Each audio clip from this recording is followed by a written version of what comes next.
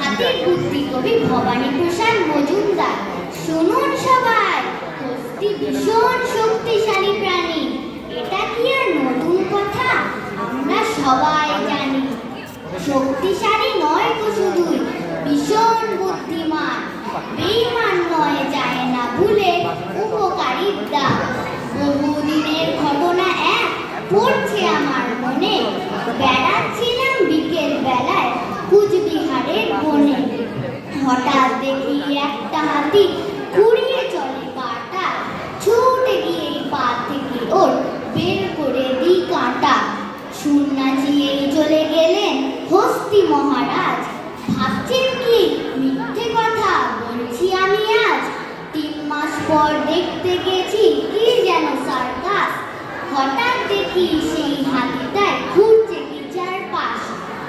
আমাকে যেই দেখতে পেল ফুটলো মুখে হাসি। তারপরে কি করলো হাতি বলতে পারো মাসি? 12 আনার আসন থেকে আমায় তুলে পিঠে সুরে করেই বসিয়ে দিল 10 টাকার এক সিটে।